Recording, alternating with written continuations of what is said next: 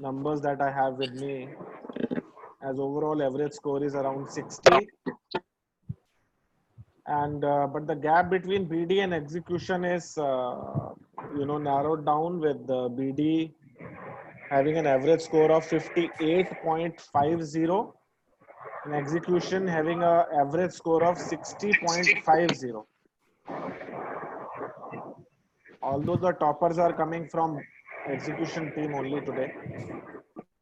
Now there are two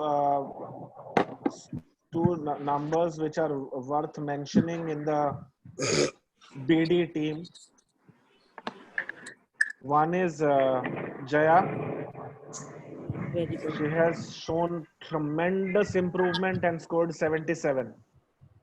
Very nice. Jaya, you are there? Yeah, she's there. Jaya? Jaya, you want to say something, please? Sir, I just logged in actually. I don't know. So you don't know what I said? No, sir, not yet. So I'm saying there is a great improvement shown by Jaya. Oh, And she has really? scored 77. Oh, wow. And Great. this, I'm telling you, this 77 is very good. It is extremely good because we have only 4 people who have scored more than 80. Okay. Thank you, sir. And the other person in the BD team is Supriya. She has scored 78. Mm-hmm. So she has been scoring very well consistently for a long time now. She had appeared in the leaderboard also at one point. So, but Jaya, your performance is really worth mentioning for sure. Thank you. Thank you so much, sir. Keep it up there only. So don't let it come down. Because our objective of this learning session is more for the BD team. It is for everyone, but we are more concerned for the BD team. So that they understand the topic very well. Because they are the face of Resurgent. They go to the client. भैया mute कर दीजिए गाड़ी चलाने वाले आपको तो video के लिए भी गुरुजी ने इजाजत दे दी है कि आप वीडियो ऑफ कर सकते हैं तो म्यूट तो कर दीजिए कम से कम आपके हॉर्न सुनने का कोई शौक नहीं है हमारे को noise pollution so now another performance which is worth mentioning is at the 4th position, which I am deliberately taking that name because there are only 4 people who have scored more than 80. And that is Tasneem Vora. Tasneem, you are there? Yeah, sir, there. But why you have not switched on your video? It is compulsory for everyone, right? So I have network issues. That's why. Like then I won't be able to speak. आप एक बारी on करिए उसके बाद देखते हैं क्या होता है नेटवर्क का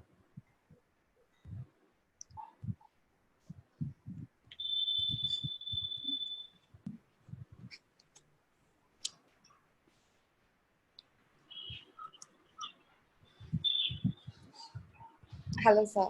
Hi. So you want to say something because you were the one, you were one of the few who were consistently nagging me for the scores and the other things, right? Yeah. So this time you have done it, right? Yeah, right. Like I get really competitive with these exams.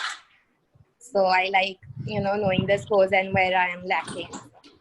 Wonderful. You have shown a great competitive spirit and you have now reached the stage where you can come on the leaderboard very soon. Yeah.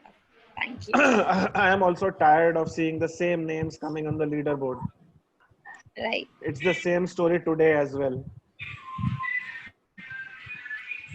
So, thank you. Thanks, Tasneem. So on the 3rd position, we have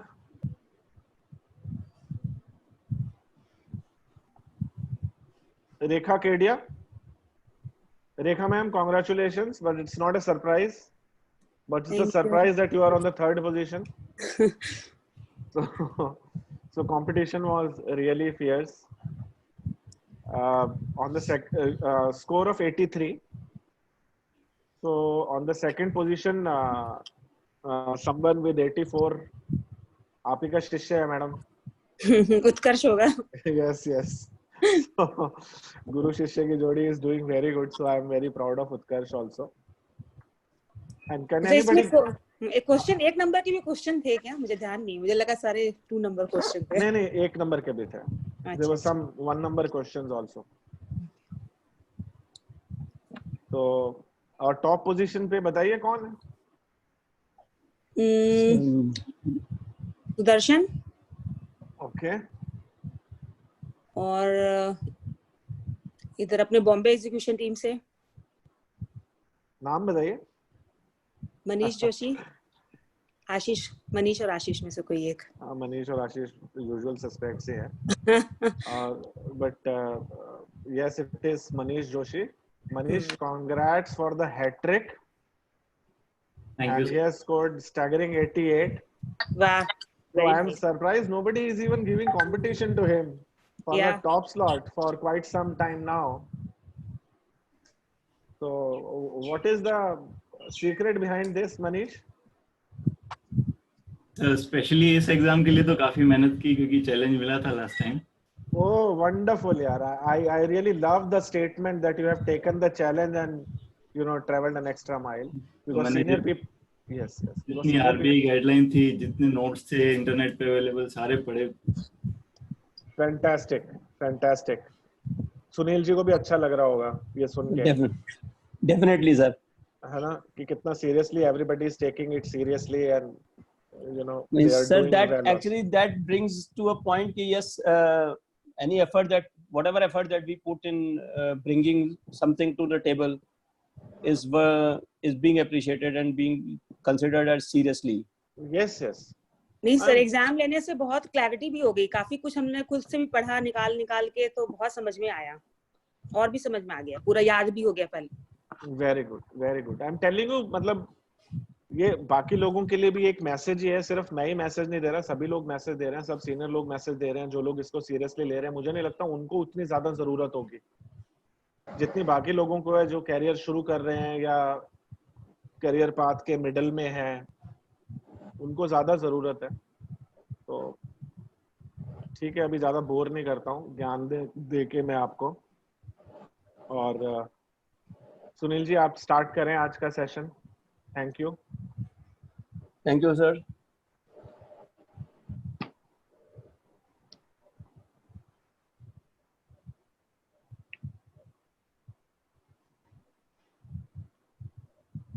Again, I tried to bring it to on a PPT for everybody's easy understanding. Here in this, because there are various types of power projects that we can build.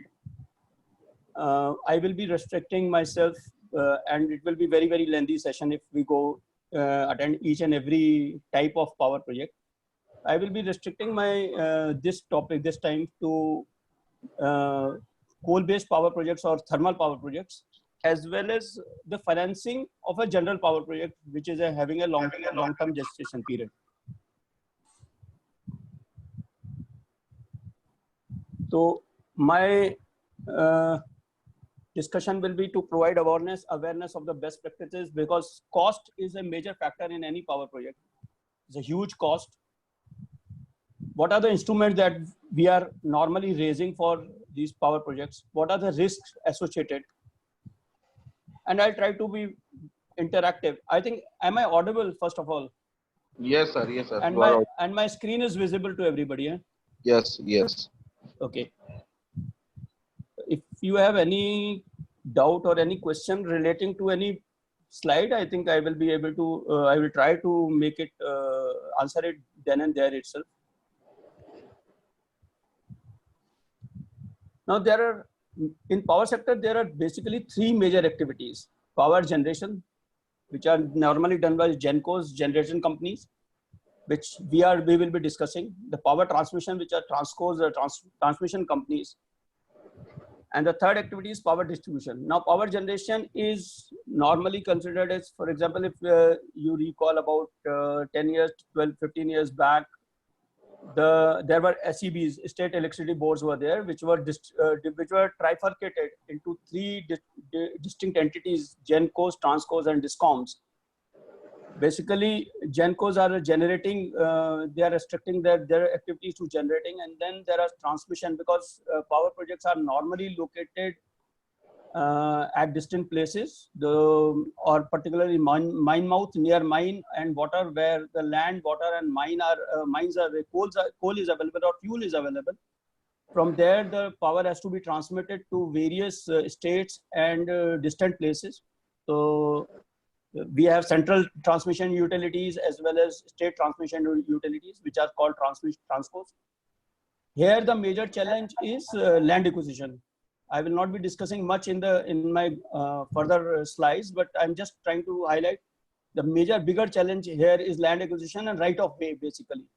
Because whenever we are putting up a transmission tower, so we need a right of way for that. And this is a very big challenge, particularly if it is lengthy, like 200 kilometers, 300 kilometers transmission line, then it is really challenging. A lot of time you have to change the route. Even if one or two transmission towers are not set up in that particular route, you have to change the route. Sometimes you have to cross railway lines, that you need approvals and all that. Then there is DISCOMs. The DISCOMs are basically when we are, as a consumer, we are getting power at home or our industries. Then the role of distribution companies come into play. And there the major challenge that I have particularly experienced, and you also must be knowing, and this term is very much used in our normal parlance, AT&C losses, which is aggregate technical and commercial losses. Though this AT&C losses should be only normalized, but a major portion of AT&C losses is the theft, power theft. Particularly in our country, and definitely this is affecting our total economics of the DISCOMs. If you are seeing that DISCOMs are not doing well, one of the major reasons is the higher AT&C losses, which are ranging from 15% to something like 50%, 55% in some states, and particularly in some pockets, it may even go to 60-65% AT&C losses. I've seen in one distribution circle where the AT&C losses, when we took over the distribution, was something like 64% AT&C losses were there, which the major portion was the power theft. All these activities are having different issues, and they are having different requirement of funds. They need different types of funds. Now, from fuel perspective, there are various power projects that we can say. Thermal means basically coal-based, gas-based, liquid fuel / naphtha / diesel-based. There are liquid fuels available. Presently in India, we are unable to operate gas-based and liquid fuel-based. For gas-based, the gas is not available in adequate quantity with us. And liquid fuel is very costly. The cost of the variable cost at present for liquid fuel is something like 13 rupees per unit. Now, there are hydro projects where we can have three types of projects. One is dam storage, where a dam is created and on the river or the water source, where and from the height the water is dropped, and due to the gravity, this the power is created through dam. Then there are runoff river. Runoff river are basically what happens that a tunnel is created because normally you will find the river route is very zigzag. Now, what in runoff river, a tunnel is created from one point to another point where adequate drop is available, and then from that tunnel the water is routed, and then with the drop that power is generated. A third type of power project, hydro based, is pump storage. Now this is very typical. Normally we see that we have a peak power requirement, particularly during the morning hours and the evening hours, and industry requirement is during the day, whereas there is non-peak requirement, particularly during night hours. What they do is these projects pump the power water during the non-peak hours, and when the power prices are very low in the on the grid, on the exchanges, they buy that power and pump the water below and pump it in the reservoir, and during the peak hours they can operate to generate power. Though they are net power consumer in this case, but they are effective in the sense that at the peak time the power prices are very high and they are earning profit out of it. Presently around 4,800 megawatt of power is in India is with pump storage, and there are various power projects which are in line. One of the largest power project with pump storage is Salai Salam, which is around I think 900 megawatt plant. Then there are other power projects which we also consider as renewable energy, like solar, wind, and hybrid. These are also with storage and without storage. Sometimes we have there are various technologies in this. In this, there are various studies are regarded. For example, in power in hydro projects, there is a 30-year water flow study is there. In solar and wind, we are having 550 years radiation and wind studies are there to decide where we have to put a power plant. This is very important for us to understand where the power plant for appraisal, what are the studies said, and how much wind and at what speed the wind has been blowing in these areas where the plants are being set up. The fuel in this case is a very important factor for deciding any power project. Then recently we have been seeing commercially operating biomass, biofuel, and municipal waste based power projects. Then a lot of research is going on tidal power projects, because there is an energy into it, and there are a lot of research is going on. And then geothermal, because a lot of energy is within the earth. So there are this energy, this heat is being tapped to create geothermal power projects.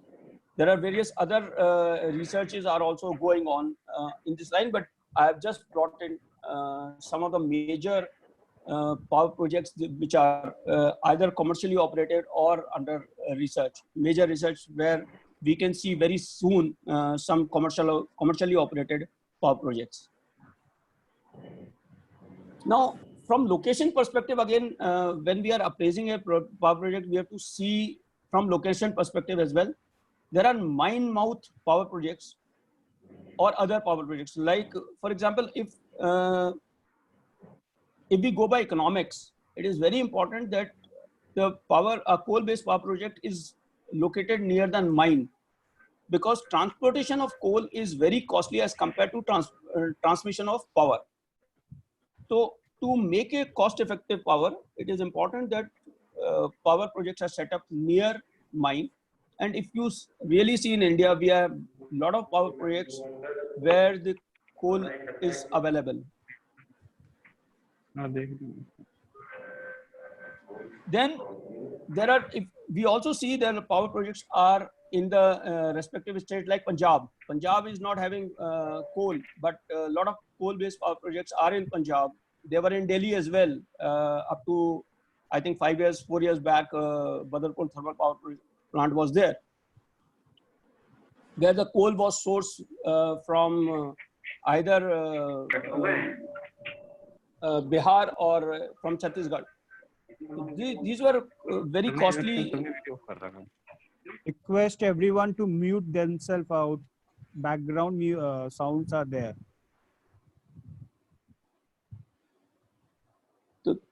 Then there are projects, in this case, wherever it is away from the mine mouth or the source of fuel, then the transportation of fuel is very, very costly.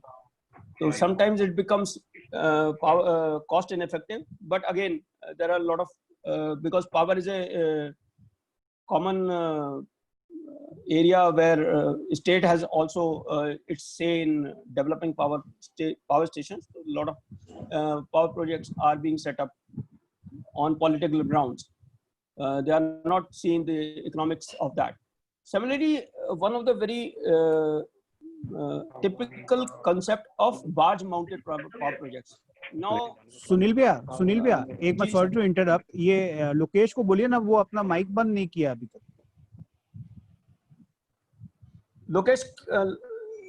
Lokesh, can you put your mic off? Mute your mic. मैं बोलता हूँ sir, message देता हूँ.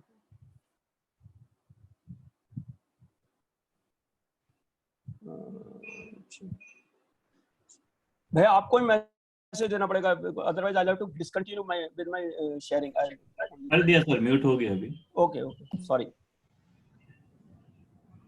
Then there are barge mounted power projects, which is very, very typical. Now, for example, particularly if we require power at any particular near seashore or in small islands, then these barge mounted power projects are being set up, where what they do is they source fuel from the mainland and then they operate and supply power to these island areas, or where particularly where the power is required for the time being. Then the economics come from the pricing, because then they charge very heavy price because of the locational advantage.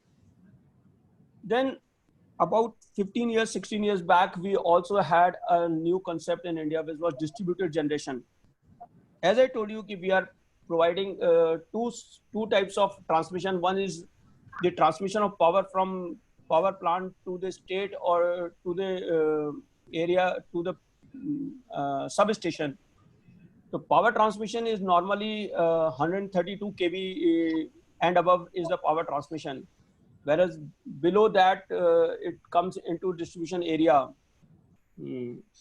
Now, with this, sometimes we cannot transmit power, or we cannot set up distribution channels in very, very remote villages, or it is very, very cost ineffective to set up those transmission lines. Because, for example, a village may be having something like 100 people living in a village, a remote village. And if we put up a transmission system, there will be huge losses because of this transmission system, and then it will not be cost effective for them to put up this. So a concept of distributed generation was evolved, where small power projects were set up in the village itself, which were fueled by the local fuel. For example, if the local wood, dead wood, if it is available. So I can share you our example. In one of the cases, what we did is we set up something like 17 or 18 distributed generation power projects, where we made the locals, as we first trained 1 or 2 locals to maintain it. And if required, if there is a bigger problem, then they can call us in NTPC, and otherwise locals were called, trained to operate and maintain those power projects. They were very small power projects to supply power, for example, bulb or maybe 100-watt power to each unit, each residential unit, so that at least the power is available to everybody. That way they were generated, and these can also become commercially operative once there are a lot of, the demand is there. So these are again low, they are very, very remote areas, power projects which are set up. Similarly, in others, I will also consider that wind, for example, wind power projects are set up where the wind velocity is high, and based on the studies, we are putting those power projects there. Particularly in Tamil Nadu, you will find a lot of wind-based power projects in Gujarat and Andhra Pradesh. These are the areas where we will find a lot of wind farms which are available. Similarly, if we go by solar, then again where the radiation is very high, we set up those like in Rajasthan, Gujarat, we find a lot of solar-based power projects which are coming. There are a lot of solar farms which are available there. And Madhya Pradesh also recently inaugurated by our Prime Minister. Yeah, see again, as I told you, it depends upon in India. In any case, the radiation.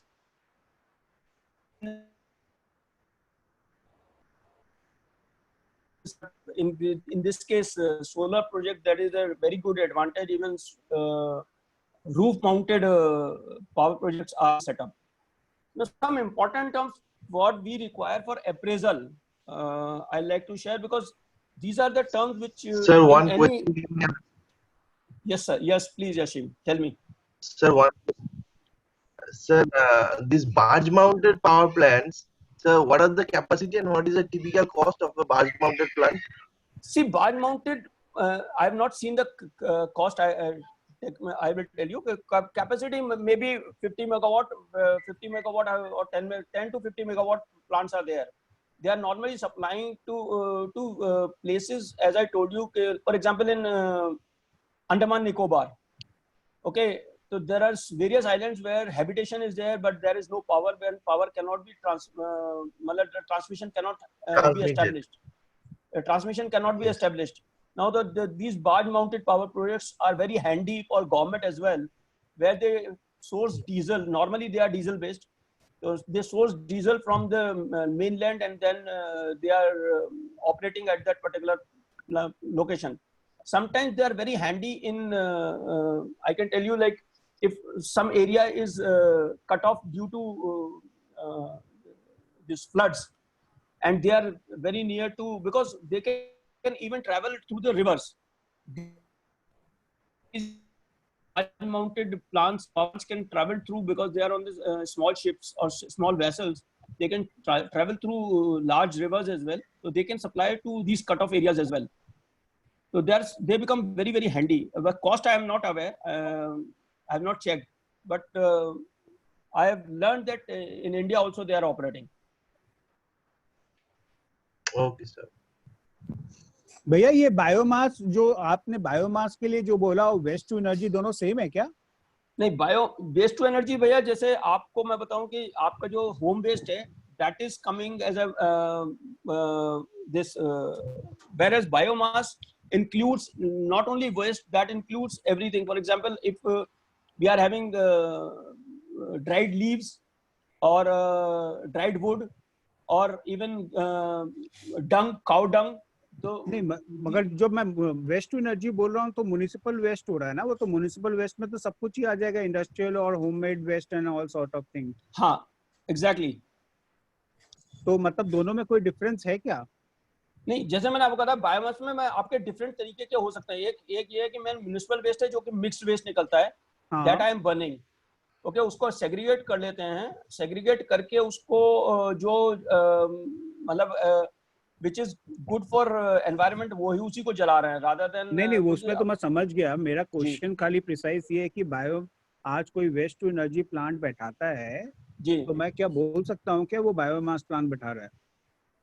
उसमें कुछ biomass है, लेकिन biomass मेरी understanding है, biomass में जैसे मैंने as I told you कि हम कई बार बायोमास केवल बर्निंग ऑफ लीव्स की जो खराब हो जाती है, इनको लीव्स को सड़ा के उसमें गैस क्रिएट करता है, बायोगैस जिसको आप कहते हैं.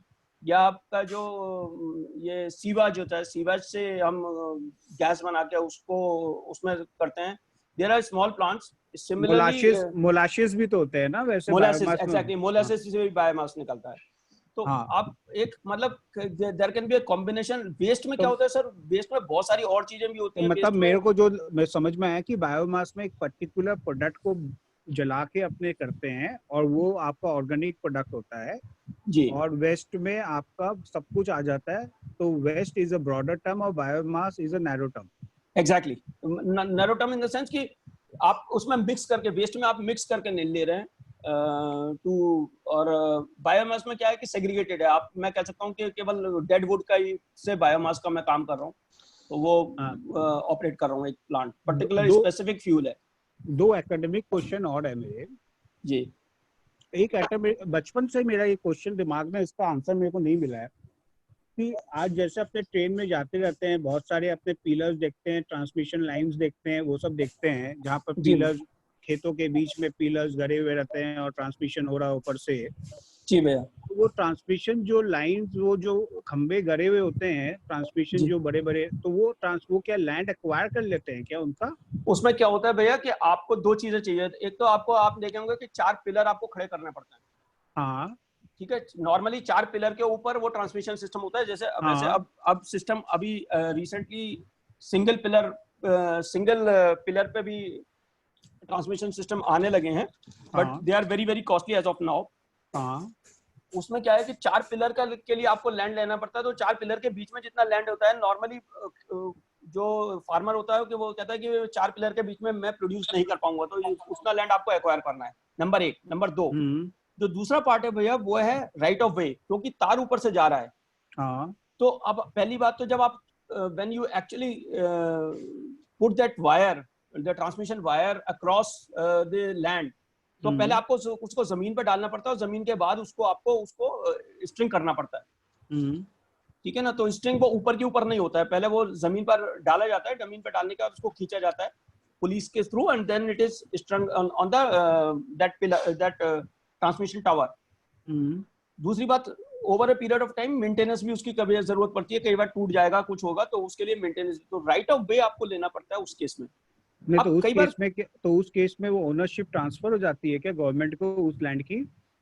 किस चीज की? नहीं, लैंड की नहीं होती है। राइट ऑफ वे करके कंपनसेशन दे दिया जाता है और उसमें एग्रीमेंट आ जाता है कि हाँ इस लैंड के ऊपर राइट ऑफ वे है, कभी मेंटेनेंस वगैरह की जरूरत पड़ेगी तो दे विल अलाउ। उसमें एक ही चैलेंज, जो मेजर चैलेंज है, तो वो भी आपको बता देता हूँ।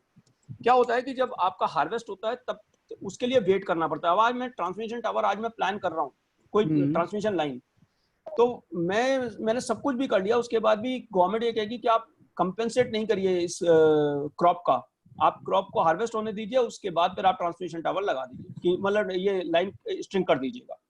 तो one of the challenge that I was telling was the right of way, basically land acquisition and right of वे। तो मतलब लैंड एक्वायर नहीं होती है, खाली राइट ऑफ वे मिल जाता है। और आप बोल रहे हो कि नीचे का जो ग्राउंडेड एरिया जितना वो कवर करते हैं उसका कुछ पैसा दे देते होंगे। और ऐसा भी कुछ है कि जहाँ पर वो ग्राउंडेड हुआ है उसके आसपास में इतना मीटर या इतना मीटर तक आप कुछ नहीं कर सकते, ऐसा कुछ होता है क्या? नहीं, इसमें क्या होता है, क्योंकि वो आपको नॉर्मली शायद 25 मीटर या 40 मीटर का हाइट होता है, तो उसमें वो प्रॉब्लम नहीं होता। आप कंस्ट्रक्ट नहीं कर सकते, उसमें कंस्ट्रक्शन का इशू होता है। तो कंस्ट्रक्शन यदि वहां पर हो रही होती है तो पहले से ही सोच लिया जाता है कि कंस्ट्रक्शन नहीं होगी, यदि वहां पर कमर्शियल आ रहा है तो प्रॉब्लम आता है ट्रांसमिशन लाइन के लिए पर्टिकुलरली। और जैसे मैंने बताया कि एक रेलवे के साथ अलग से लेना पड़ता है, क्योंकि एक लाइन के ऊपर दूसरी लाइन कई बार क्रॉस करनी पड़ती है। समझ गया।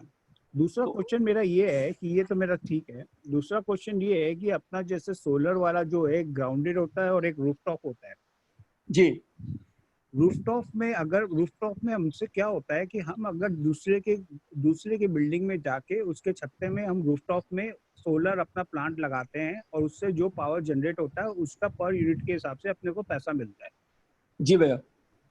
अब जब हमने दूसरे के रूफटॉप में जाके उसका सोलर प्लांट वहां पर लगाया तो उसकी क्या ओनरशिप हमारे पास होती है?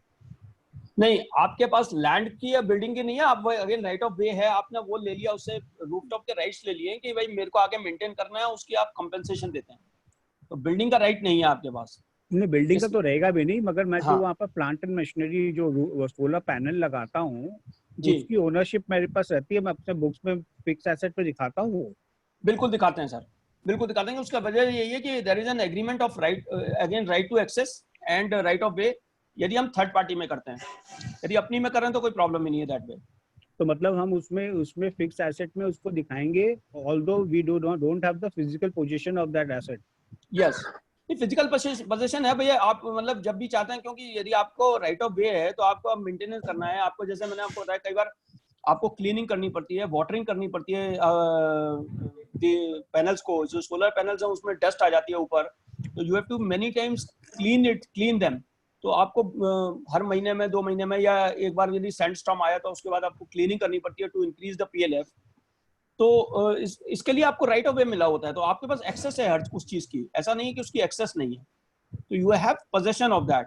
ओनली थिंग इज कि yes it is on the land और बिल्डिंग ऑफ समबडी एल्स।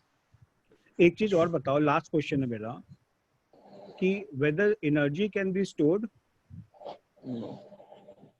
भैया energy can be stored like batteries we are storing.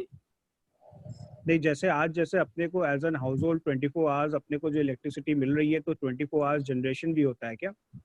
Ji, energy actually 24 hours generation होता है भैया सारे प्लांट्स में। मैं थोड़ा सा ऐड करूंगा सर, थोड़ा सा एक्सपीरियंस भी, बिकॉज़ मेरे को भी।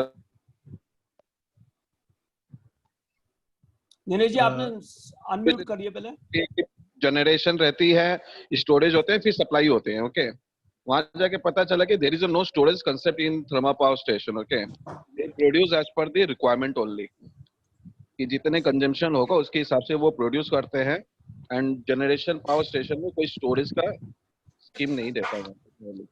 एंड अदर देन सोलर में वहां पर बैटरी सिस्टम है, वहां पर स्टोरेज की सिस्टम रहती है, लेकिन थर्मल पावर स्टेशन में कोई स्टोरेज सिस्टम नहीं होता है।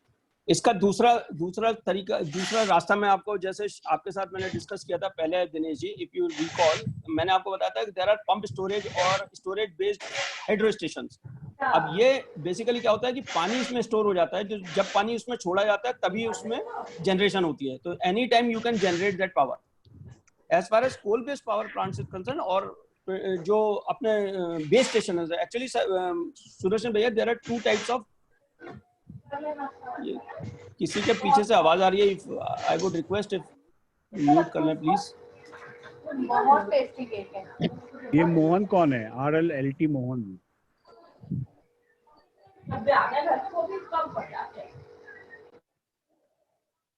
जैसे अभी इसमें क्या होता है भैया कि 2 तरह के पावर स्टेशन होते हैं। एक बेस लोड पावर स्टेशन होता है जो कि प्रैक्टिकली मस्ट रन टाइप के पावर स्टेशन है, जो कि आपको 24 आवर्स चलते हैं, और दूसरे स्टेशन होते हैं जो कि शट डाउन किए जाते हैं। और इसी वजह से when we'll go further we'll see कि एक यूनिट साइज बहुत इंपॉर्टेंट फैक्टर हो जाता है for any set power station, क्योंकि यूनिट साइज में आपको मान लीजिए इस समय ग्रिड में लोड ज्यादा है और लोड कम है, और पावर लोग हर आदमी पावर बेचना चाहेगा, तो उस समय एक मेरिट ऑर्डर निकलता है कि कौन सा पावर स्टेशन चलेगा और कौन सा पावर स्टेशन नहीं चलेगा।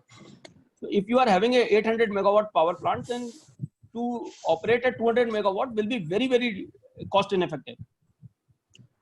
नेटसेल यही है ना कि थर्मल पावर स्टेशन में कोई स्टोरेज सिस्टम नहीं होता ना सुनील? नहीं, थर्मल पावर उसके वजह है सर कि पहली बात their size are huge size, तो उनके लिए स्टोरेज करने का जो कॉस्ट है that is very very humongous. There is no need for having storage. तो इसीलिए क्या होता है कि स्टोरेज पर्पस क्या है, स्टोरेज का पर्पस है कि to meet at the time of emergency के लिए आपने 2 तरीके के बताया मैंने आपको, जैसे कि यदि आपको जो डैम बेस्ड पावर प्रोजेक्ट्स हैं जहाँ पे स्टोरेज वाटर का है, वो आप एनी टाइम ऑपरेट कर सकते हैं। दूसरी बात, there are gas based station where which can operate in very very short time. I think within half an hour you can operate a gas based station, you can start a gas based station and also shut off that very soon, whereas coal based station requires something like 6 to 8 hours for commencing and about almost about 12 hours to close down the operation.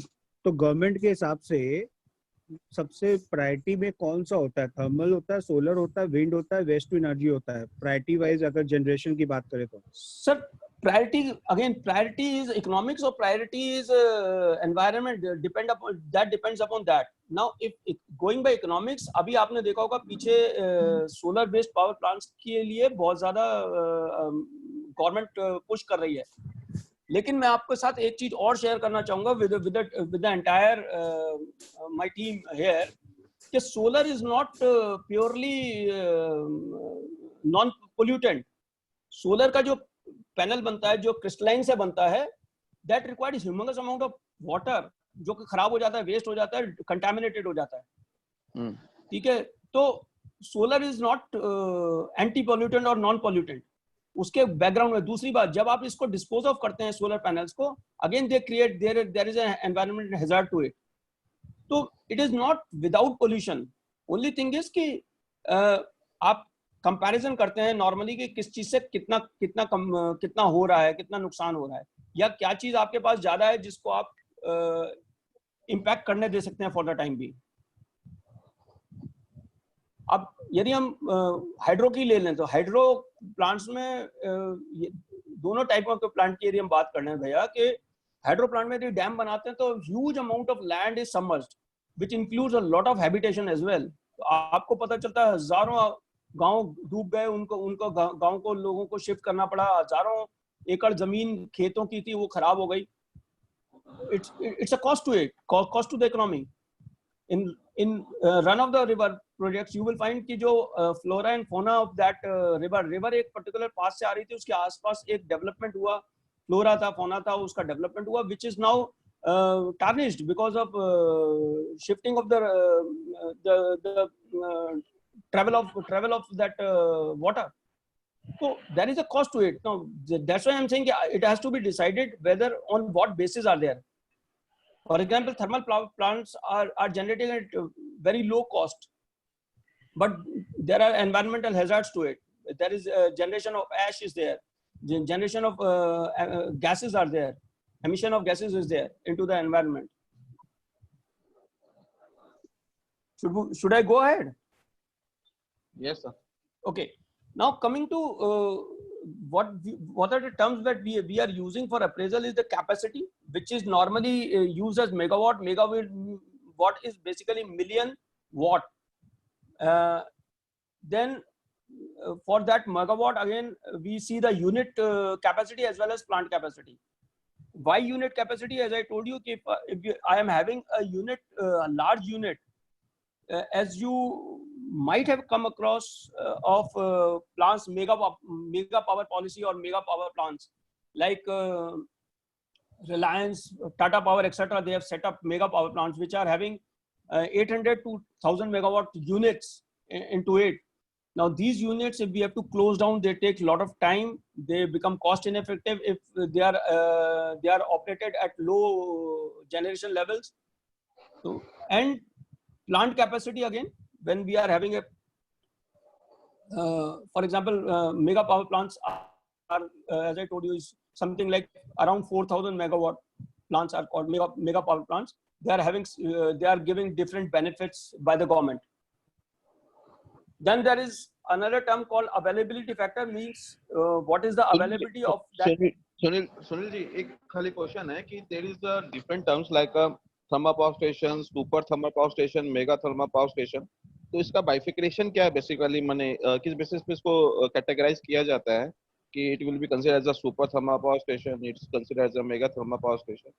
Ji, actually मैं आपको बताता हूँ कि there are various technologies into it. First is normal thermal power station is up to 500 megawatt. When the unit size is up to 500 megawatt, it is considered as a normal power station. When there is supercritical technology is there used, which is normally in 660 megawatt units, they are called super thermal power projects, and then mega power projects, as I told you, it's 800 megawatt or above. If the units are 800 megawatts or above, and the capacity is around 4000 megawatt, then we are putting up, we consider that it is a mega power project. Now coming back to availability factor is the availability of a particular unit or a particular plant during a particular period. For example, if I am putting up a 100 megawatt power project and it is available for a period of 30 days, it is available for 80% time, the entire capacity is available for 80% time, then I will say that my availability factor for that particular period is 80%. The another concept is plant load factor. Now availability may be 100%, but actually the operations may not be at that level because of various factors. Because I've been asked by the grid to low down my generation because of the grid load. So my plant load factor is the actual generation over a period of time with respect to my capacity. in this case, the unit of measurement what we use is kilowatt hour. When we say we have used 5 units of power in, have you ever seen your bill? If anybody can tell, if anybody has seen his power bill, the electricity bill that we receive at home, has anybody gone through it?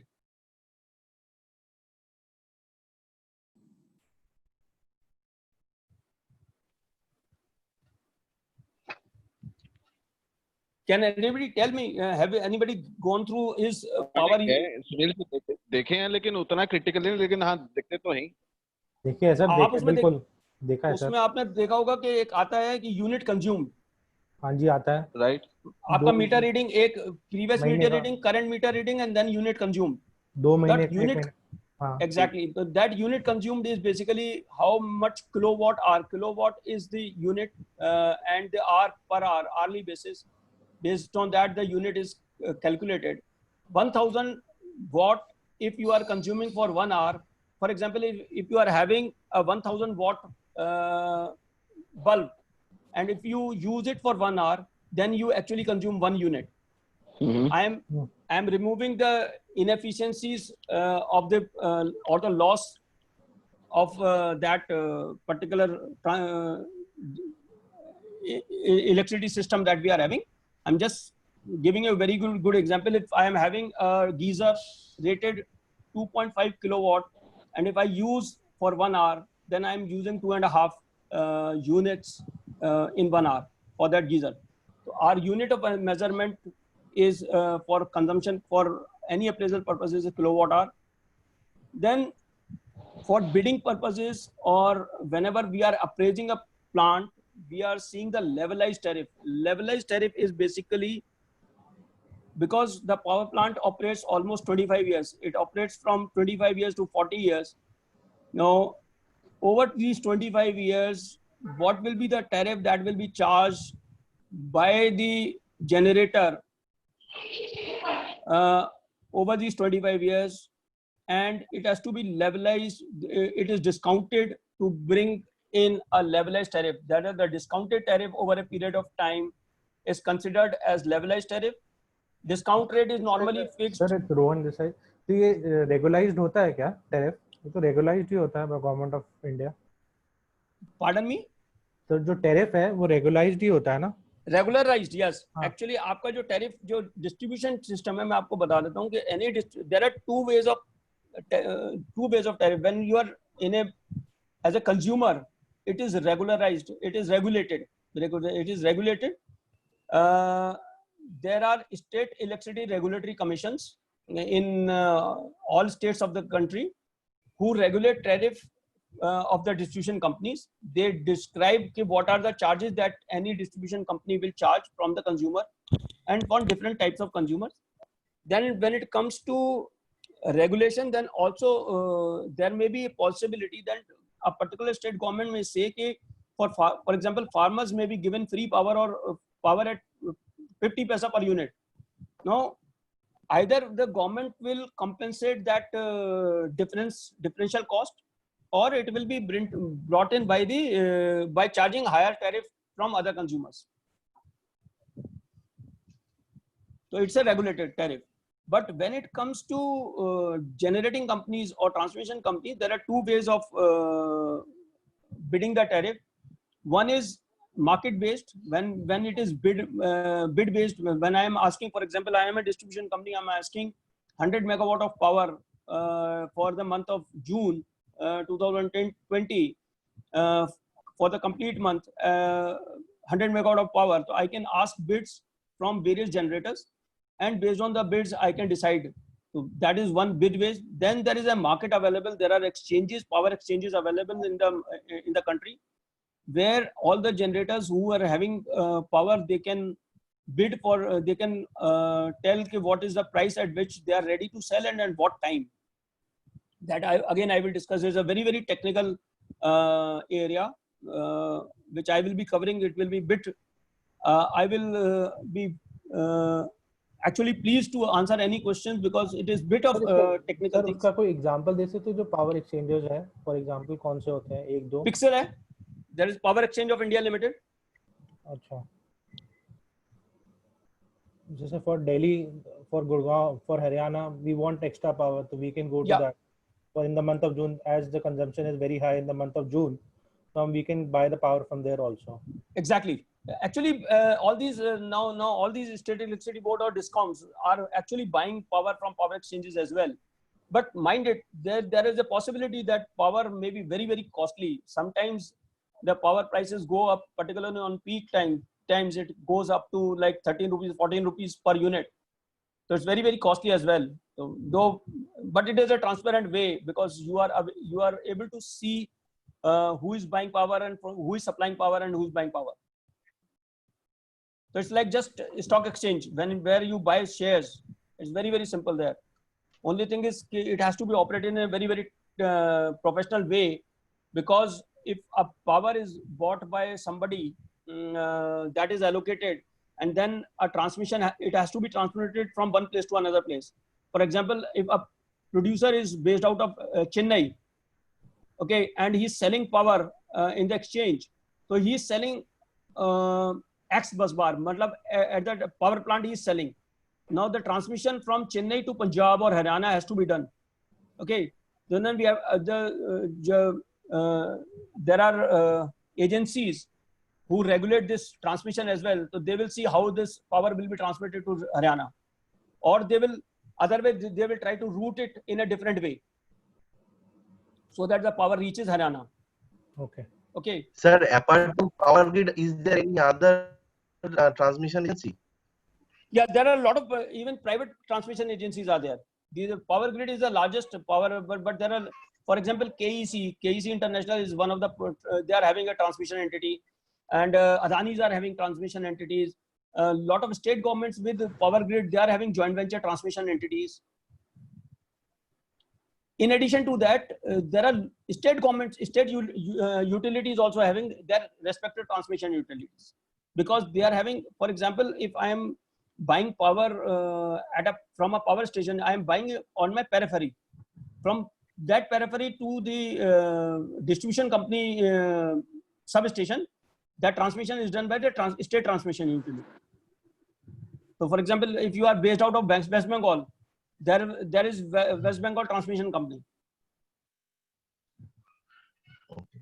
And during this, suppose a discom is purchasing power from exchange, and suppose the power is generated at some very other end of the country, and so this the transmission companies, they will charge. That charge is fixed, or that charge is also variable? Now, see, their charges are fixed by, again, as I told you, the private entities. If you have to come, they have to bid for that. But in case of Power Grid, the charges are fixed by CERC. What transmission, and then the transmission losses are also fixed. So for that, the regulated tariff is charged.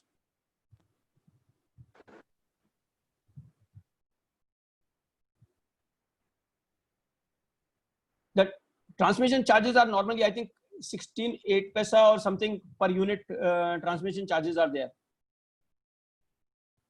per megawatt. Now, levelized tariff I have already covered. Then there is auxiliary power consumption. Normally, this is very typical to thermal power plants like gas based or coal based, where some power is consumed internally for operating the power plant itself. Like, for example, we need motors, we need fans, we need a lot of equipment, even internal energy requirement, the lighting requirement. We use power for it. So there is an auxiliary power consumption. Now, what happens that I may have generated 1,000 units of power in a plant on a particular day, and out of which 5 units I have already consumed. So net which will be available to sale will be 995.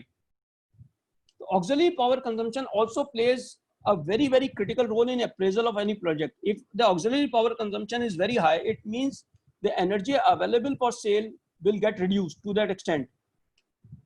If so, this is one of the very critical areas for any power plant. And whenever we are setting up a power plant, this is being seen critically by the regulator as well. I can tell you that the regulator also gives a standard auxiliary power consumption. I think for different power projects, unit sizes, different auxiliary consumptions are being defined by the regulator from time to time. Another factor which affects the appraisal is the capital spares. Now, what happens whenever we are putting up a power project, we are buying major equipment from major suppliers like BHEL, Bharat Heavy Electricals, like Alstom JV in India, or maybe Alstom anywhere in the world, from Harbin, China, or Dongfang, China, etc. These are the basically manufacturer of equipment.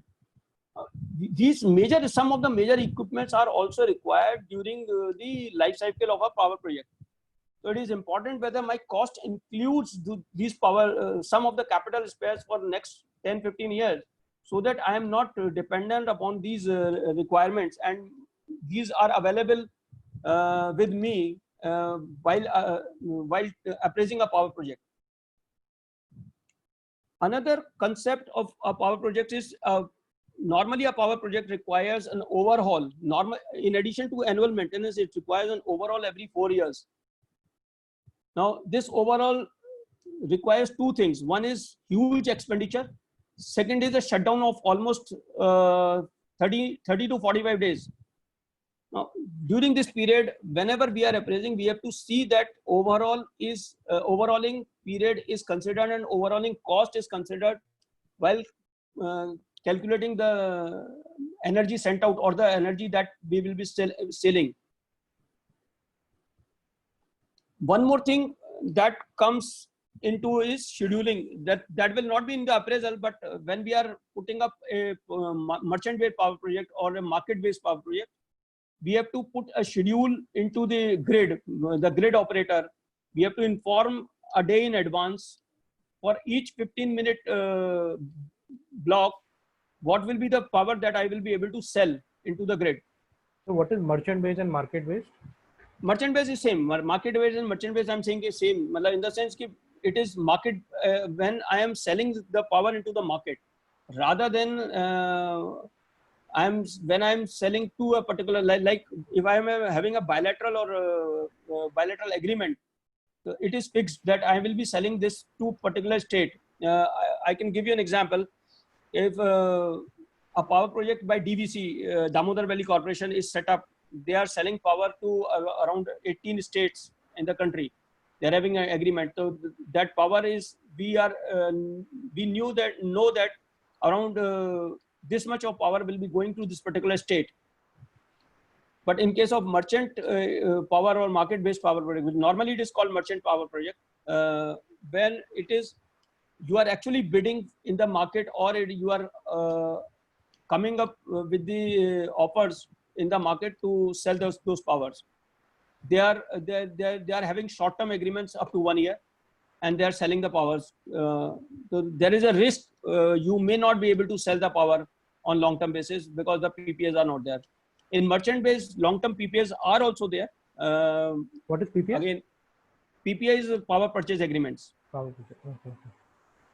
So long-term power project purchase agreements are also there, okay. But normally not a full capacity. They are something like 50-60% capacity balance.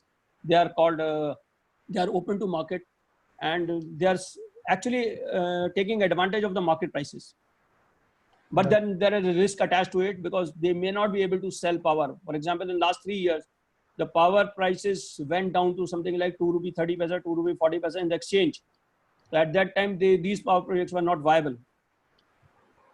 Okay.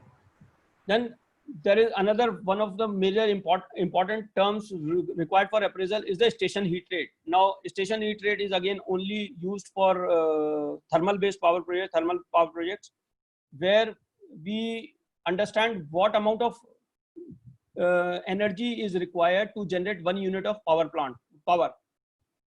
Now, it's very similar to what we consume, kilocalorie. It is used in kilocalorie. How much kilocalorie I will be using for generating 1 unit of power. And then another important factor is the gross calorific value of a fuel. Now, gross calorific value of a fuel is why it is important. I can tell you. Now, if I am buying fuel, for example, coal from Coal India Limited, you will normally get coal of D or E grade, which is having the GCV or gross calorific value something like 2,300 to 2,800 kilocalorie per kg. Now, why it is important? I have to see what is the landed cost of per kilocalorie fuel at my place. You will find, because there is a range of calorific value in a particular grade of coal, they may say that it is a D grade coal, but it is on the lower side of the D grade that you are getting. So the landed cost of per kilocalorie of fuel that is coming to your power station may be very high, because the price of that coal of that range is similar, whether it is on the high end or it is a lower end. So for us, GCV value अगर सागर एक minute, सागर जी कुछ question पूछे sir. Sagar ji, if you can, it will be better if you can ask me over call. It will be better for me. I am actually taking the message is bit difficult for me. I am sorry for that.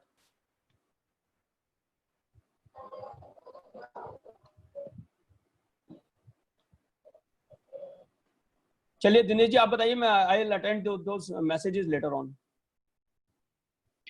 Question ये था कि just means if you get a D grade coal over there having the GCV value 2,000 to 3,000, to increase the GCV value, whether the thermal power station using the washed coal to increase the GCV value? Yes, washed coal में क्या होता है कि आपका dust वाला portion कम हो जाता है, तो इससे क्या होता है आपका इफेक्टिवली GCV पर kg बढ़ जाता है. washed coal का value है, लेकिन वॉशिंग की अपनी कॉस्ट है बॉस. दो चीजें हैं. Washing is not very environment friendly. Second is the washing is having a cost to it. So actually you have to see, compare whether you can use the washed coal or not. And sometimes there are coal qualities which you cannot wash. You cannot do washing out of it. Okay.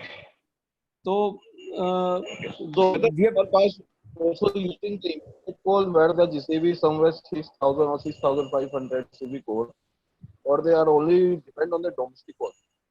No, see, A grade coals are something like 6,000, 6,500 GCV, but they are normally used in steel plants. That's why they are not used in thermal power plants. Because our boilers are not capable of handling such high GCV coals.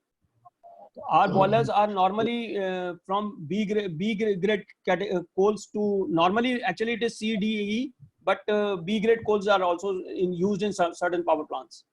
A grade coals plants I've not come across any. को भी पता है, बस मैं खाली मैंने understanding के लिए समझ रहा था. अब A grade coal normally comes from Australia, which is the Queensland coal. If you see that is coming in A grade coal. South Africa, sir. South Africa RB1 coal, that is the Arabian coal, that is having a GCV 6,000 to 6,500. A grade coal आपको India में भी मिलता है sir. कोल India भी बेचता है. मतलब हमको देखिए कि normally best coal that you are finding in, अभी तक हमने देखा है, which is from Queensland. Okay. So A grade coal is the best. मतलब कहने का ये मतलब है. हाँ बेस्ट है, लेकिन अगेन द कॉस्ट ऑफ देखिए what I have to understand is the cost of fuel per calorie landed cost. कई बार क्या होता है कि ए ग्रेड कॉल आपके लिए दो चीजों की है कि कॉस्ट पर किलो कैलोरी मेरे को कितना पड़ रहा है. मान लीजिए ए ग्रेड कोल का मेरे पास 6,000 किलो कैलोरी है एंड उसका जो रेट है वो 6,000 रुपए है, तो प्रैक्टिकली ₹1 पर किलो कैलोरी हो गया मेरे को कॉस्ट. Okay. ठीक है। मैं देखता हूँ जो जैसे स्टील प्लांट जो हैं जिनके खुद की कैप्टिव पावर प्लांट होती है, what they are using, that using the blending of domestic coal and the imported coal, okay, to get the power, to get the better GCV value and all this. तो वही मेरे दिमाग में था, जब captive power plant करते हैं तो ये थर्मल पावर जो है बढ़िया, वो क्यों नहीं करते हैं? नहीं, ये भी करते हैं सर। अगेन मैंने आपको बताया, at the end of the day what you have to do, even steel plants में क्या होता है कि जो रेजिडुअल कोल बच जाता है वो भी यूज हो जाता है। ओके। आपका जब आपके प्लांट में से कुछ रेजिडुअल जो ऐश के साथ कोल निकल जाता है ना, थोड़ा सा कोल, उसको भी वो अपने प्लांट में यूज कर लेते हैं, बैक उसको उसको छान कर उसको वहां पर यूज कर लेते हैं। तो स्टैंडर्ड फिर बी और सी ग्रेड ही हो गया ना, कहने का मतलब जो बेसिकली यूज होता है। नहीं, इंडिया में आपको नॉर्मली डी ग्रेड कोल मिलेगा जो यूज होता है पावर प्लांट्स में। पावर प्लांट्स में नॉर्मली डी ग्रेड कोल, डी और ई नॉर्मली आई एम सेइंग, ठीक है, because Coal India is supplying this grade of coal, the NCL etc is having only this grade of coal available, and they are making available to the power plants. So any changes will be coming up in near future कि इसको D grade से B में लेकर आने हैं, कुछ आना है? कोल को आप कोल का देखिए, कोल इज आपको फॉसिल फ्यूल है, आपको जो जमीन से निकलना है वही यूज करना है। जो आप जब भी आप जमीन से निकालेंगे जिस कोल कैटेगरी का कोल वही है अवेलेबल है। तो आपको जब आप सीम देखते हैं कोई पर्टिकुलर फ्यूल की, तो आपको पता लगता है कि ये कोल कितने, कौन से सीम किस ग्रेड की सीम है। ठीक है, ठीक है, थोड़ा सा इंप्रूवमेंट करा जाए as we were discussing through washing. Okay Okay. Just I think the most of the good quality coals that B and C that are already in less quantity now, वो तो है ही नहीं ज्यादा तो D और E चल रहे हैं, और सब प्लांट में तो शायद ब्लेंडिंग करके ही चलाते हैं सर। आप असीम बिल्कुल ठीक कह रहे हैं। दो चीजें हैं, जैसे मैंने आपको बताया कि एक तो क्या है कि कुछ जो नई माइंस हैं उनमें कुछ निकल रहा है बेटर कोल, जैसे जो मैंने अभी सुना था पीछे के जो शासन वाली माइंस हैं, जो शासन प्रोजेक्ट की माइंस हैं, उसमें बेटर कोल थोड़ा निकला है as compare to other mines. लेकिन फिर वही डिपेंड करता है कि आपके पास जो अवेलेबल है वही आप बेचते हैं। प्लस क्या होता है कि जो बेटर कोल होता है, I should not be saying in the public, but yes, better coal is taken away by a lot of other people. Sir मेरा क्वेश्चन है Sunil ji, very logical and macro economic पे बेसिस है, that in total power generation in India, that 60 to 70% are contributed by the thermal power station, means coal based, okay, and 10 to 50% are from this means this solar power generation, and the balance from the like bio and hydro and all this. And it is being said कि हमारे पास India में जो coal reserve है, it is very high, and if it is not used within 15 years, next 50 years, it become a waste resource, okay. As per geologists, if the coal reserves are not being used within next 50 years, it become a waste resource. तो हम जब हमारे पास इतने बड़े resource है coal की, and keeping understanding, we are shifting from this coal based to the solar, okay. Again, when we are talking about the solar, इसमें we are highly dependent on China, because solar panel जो भी आती हैं, that is 90 or 80% are coming from imported from the China, right? तो जब हमारे पास खुद के पास इतनी बड़ी रिजर्व है कोल की, and after having such kind of resource in India, we are importing coal also, because we never export coal, we importing coal from other countries. And coming forward, कोई नई जो समझ में आते हैं, कोई thermal power station coming years में कोई एस्टेब्लिश हो भी नहीं रही है बाय गवर्नमेंट। तो मेरे को ये लॉजिकल नहीं समझ में आता, जब हमारे पास कोल कितनी बड़ी रिसोर्स है जो नेक्स्ट 50 इयर्स में वेस्ट रिसोर्स में कन्वर्ट हो जाएंगी, and we are shifting to other sources just due to this pollution reason. See, there are various reasons. I can tell you that there are. See, अभी क्या है, pollution is definitely one of the reasons. जो बाहर की governments है, particularly the US governments etc, they are putting pressure on countries like India to reduce pollution. Because they have already polluted the world humongously. Now they want the other countries to put curb on the pollution. So that's why they are promoting through World Banks or other agencies to give subsidies or subsidized interest rate these equipment which are pollution free. Number one. Number two, they are also economically motivated by these countries because they have developed certain technologies and they want it to be used by countries like India. So if a country buys that technology in India, then what will happen that those companies will flourish in US, and on the other side, these entities are given subsidy. The buying entities are giving subsidies by either the government of India or by these world bodies, so that you continue to be competitive in the market. So there are various reasons. I cannot, this is not the right forum that we should be discussing. A lot of political decisions are there out of economics also.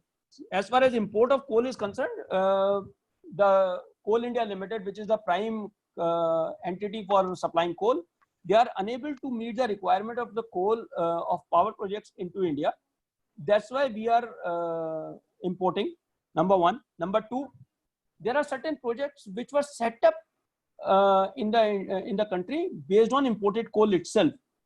Now, for them, the Indian coal, one, is not suitable. Secondly, the tariff has been fixed based on the imported coal. That's why those coals, that has to be, I think, Krishnapatnam project, and one more project is there where the imported coal is required. And I remember Adani ka hai sir, Tata ka bhi hai, and if I remember Tata actually bought a coal mine in Indonesia because the coal was very cheap there. Okay, and later on, Indonesian government changed the regulation, which I will be covering in regulatory risk. What are the risks that we are entering into? So, coal, imported coal का purpose कई reasons हैं coal import होने के. Now, again, coming to type of projects, how the type of projects are to be seen. One is regulated tariff. Regulations are two based. One, if it is a state project, then State Electricity Regulatory Commission is regulating the tariff. And if it is a multi-state station or a private station which is supplying power to more than one state, then the CERC, Central Electricity Regulatory Commission, is regulating the tariff.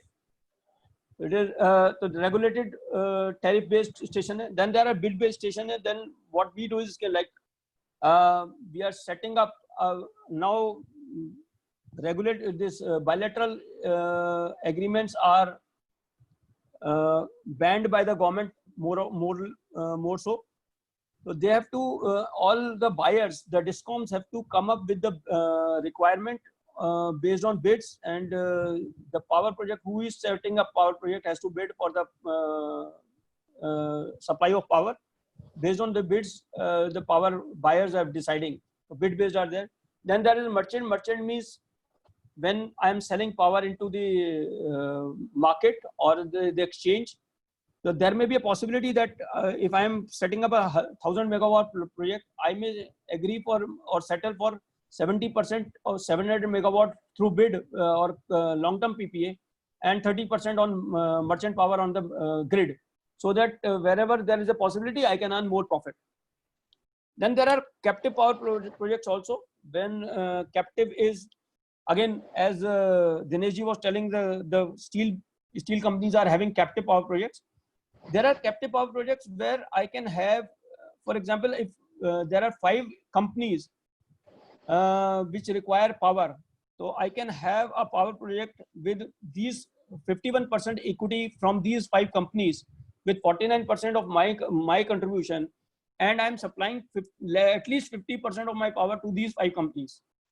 So what happens is that I can put up a large project. Instead of putting up a 10 megawatt, 5 megawatt project, captive project, I can put up a 100 megawatt project, and 50 megawatt I can supply to these entities. So it's a captive project. The condition is at least 50% of the power generated has to be supplied to these owner entities. So 100% FDIs are allowed in power projects? Yes, power is a 100% automatic route. Automatic route.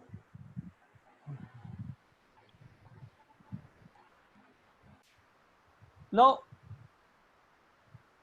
what I would also request, while taking, whenever we are appraising a power project, I would suggest any appraiser to go through the latest CERC regulations. CERC website is available, and the latest regulations and amendments are available on that website. Presently, CERC for power stations has come up with the regulation effective from 1st April 2019 for 5 years. It is coming for 5 years, is valid for 5 years. It will give a very broad understanding which for any entity or any person who is doing the appraisal of a power project. It will give you a lot of understanding of technology as well as whatever I have discussed earlier. It's a very, very good document supported by a reasoning also. I'm sorry, is there any question? Okay. Now, one of the very important factor, Dinesh ji, what is the time now?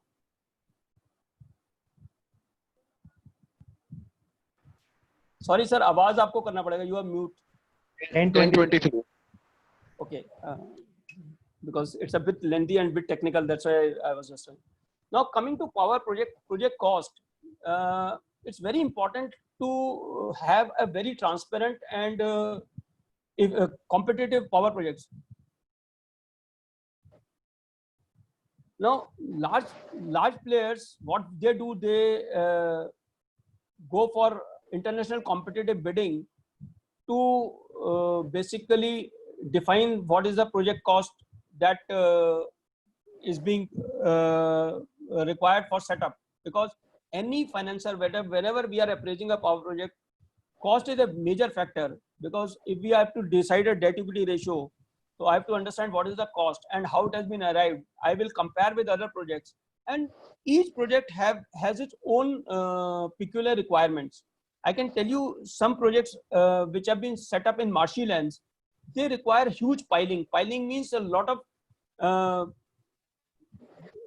underground piles are being put of cement and concrete to ensure the stability of the building or the power plant.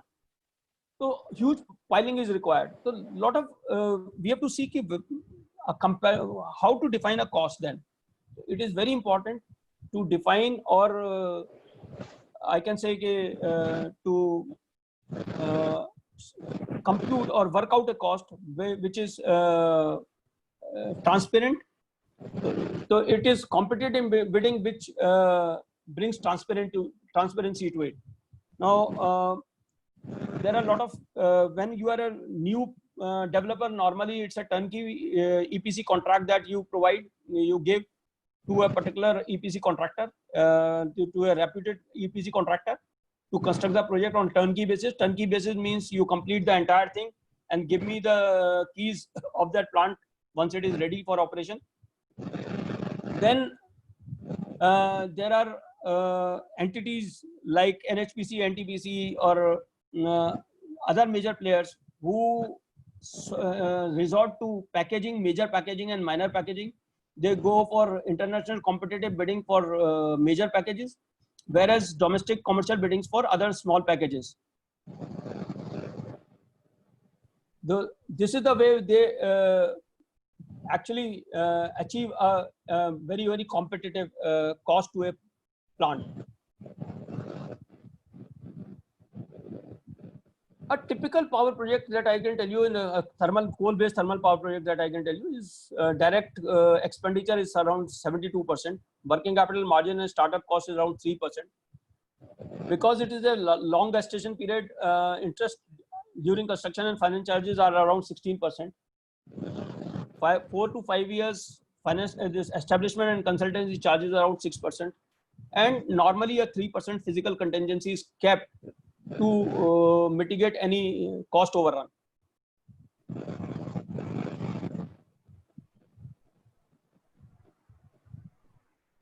What are the risks or characteristics of a power project? Any power project, it's a long gestation period which requires about 3 to 8 years for construction. I am talking about typical thermal and hydro projects. Hydro projects normally take 7 to 8 years, whereas coal-based projects are now coming up in 3 years. Particularly these 500 megawatt projects. First unit, you can see it is coming in within 36 months. Smaller projects can come earlier. Then operating cycle is huge, because now I have to see that my revenues are spread over these 25 to 40 years. A hydro project is revenue comes over 40 years. The life cycle, defined life is 40 years, whereas the coal-based or windmills or solar-based projects, the life cycle of a project is 25 years normally. Having said that, if a project is maintained very well, it can operate a power project which is having a life of 25 years, defined life of 25 years, can operate over 40 years. I can tell you, there is a power project of NTPC in Singrauli, which started its operation in 1982.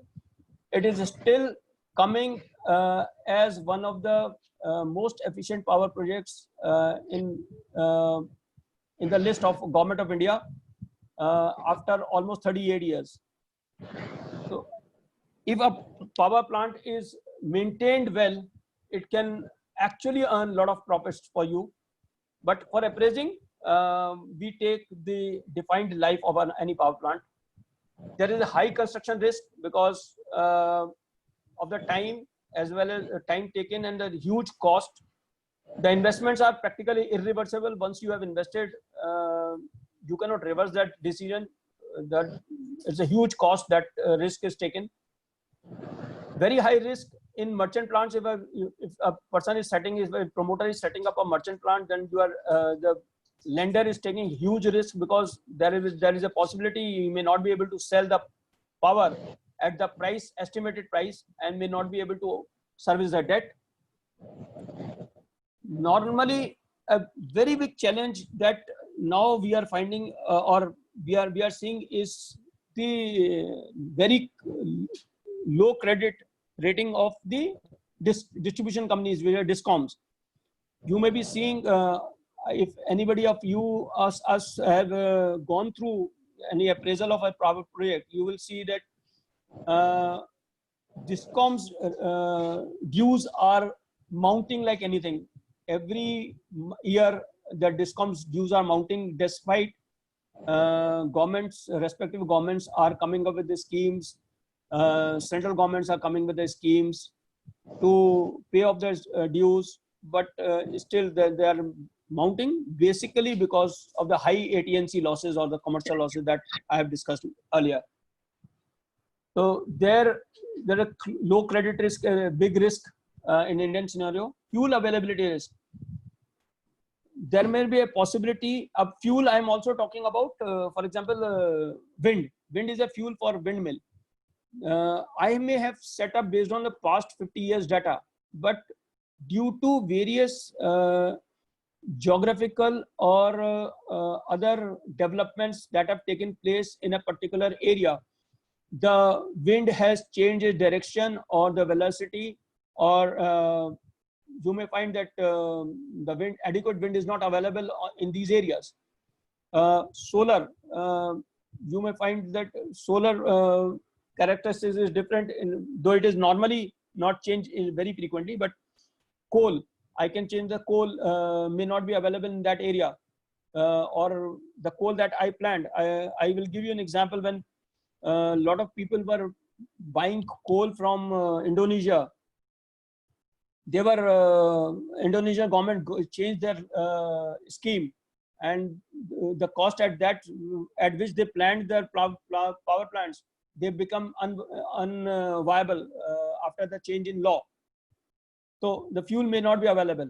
Then because these plants require a lot of operation and maintenance, a risk is involved. As I told you, every 4 years these plants require overhauling. The huge amount of loss is to be built in. Merit order risk. Merit order risk is basically, as I was discussing, in the country there is a grid, which is a regional grid as well as a central grid, which transmit power from one state or one region to another region. So I think we are having 5 regions in the country, and there are these utilities, grid utilities, which are called, I'm just forgetting the name of these utilities which are controlling these grids. So now these utilities regulate the power supply, transmission of power, so that there is oversupply, the undersupply and oversupply of the power is not there into the grid. Oversupply and undersupply results in collapse of grid. There was a blackout in northern grid about 10-15 years back. Again, there was a blackout because the northern grid failed in India. Similarly, there was a blackout in US as well, which is considered to be the largest grid failure. Because of the low power supply and high power demand, there can be an imbalance which may result in grid failure. So now merit order risk, which I am talking, is there may be a possibility that there is oversupply and low demand. In that case, the regulator will, these are regional load dispatch centers which are controlling the grid. Now, in case of merit order, what will happen? There is a possibility that the regional load dispatch center may ask some of the power projects to shut down or reduce their production. In that case, if you are not cost effective, then you will be asked to shut down your plant. So merit order risk you are running, if you have to be very, very competitive to run, to be into the merit order. Then there is the regulatory risk. The regulation changes every 5 years. You may find your plant to be under as we planned. For example, if we planned that I will be getting incentive at if I generate more than 70%. In next regulation, there is a possibility then that 70% may become 75% or 80%.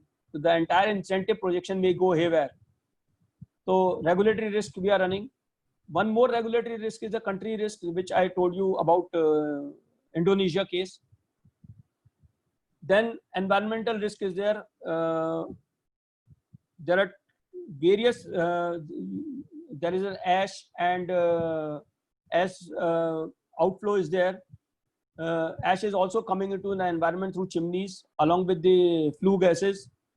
Then there is environment risk in hydro-based projects. As I told you, if it is a dam, then dam is constructed, storage-based is constructed, and a lot of area is submerged, and then flora and fauna is there, and damage is there to the environment.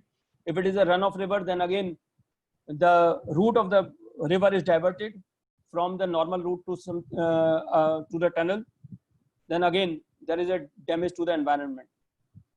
Socio-economic risk is again whenever we are putting up a plant, power plant, then we require land, and there is a displacement of people.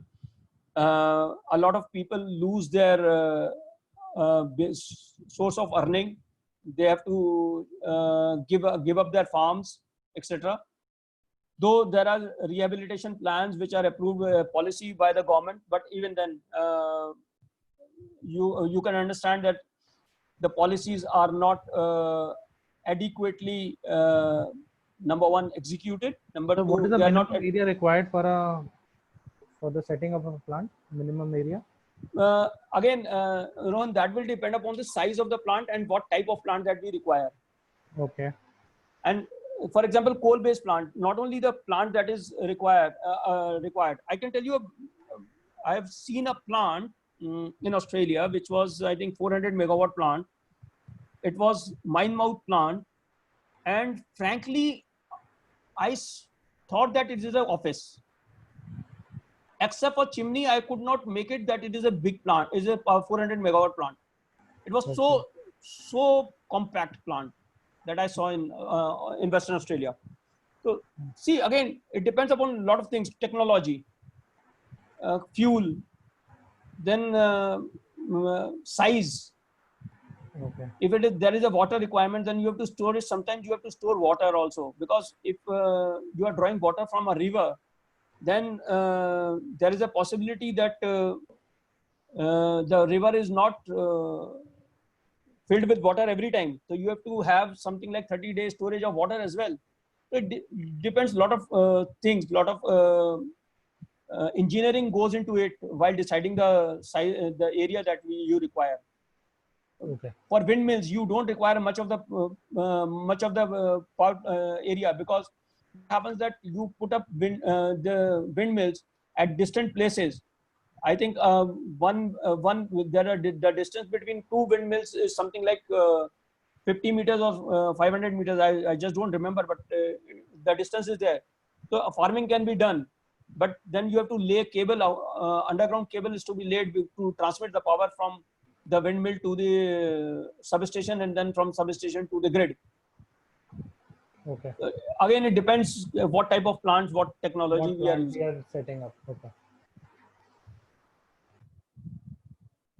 Now, coming to financing of a plant, power plant, then if it is a project financing, then we have to ring fence the cash flows. We have to allocate the risks, whatever risks that we have shared, O&M risks, etc. They have to be allocated.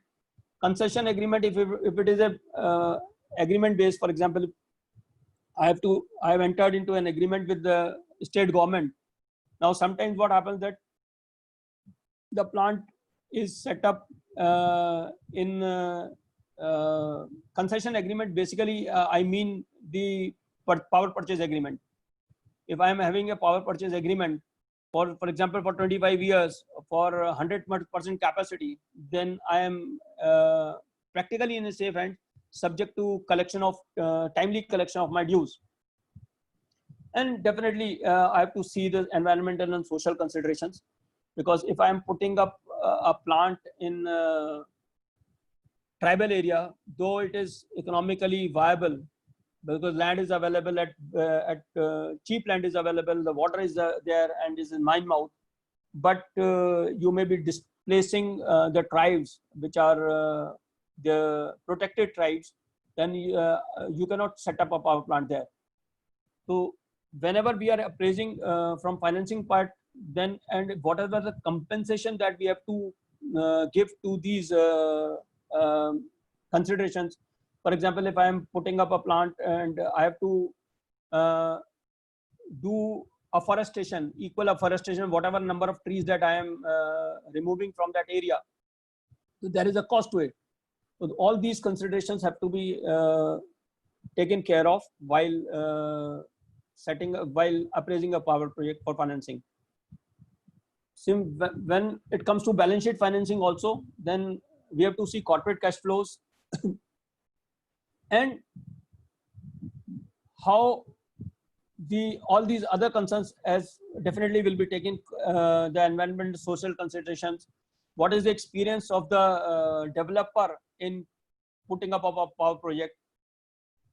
And again, cost is definitely one of the important criteria that we have discussed.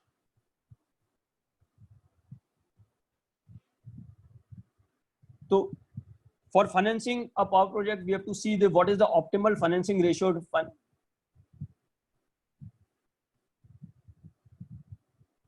What is the optimal financing mix, the debt equity ratio? I will just like to share that up to 1992, normally the power plants were financed with a debt equity ratio of 50:50, 1:1. Beyond 92, CEA, the Central Electricity Authority, you can just write down the CEA was the regulating agency in the country. CEA was allowed 70:30 debt equity ratio for the power projects, so that equity is leveraged in a better way.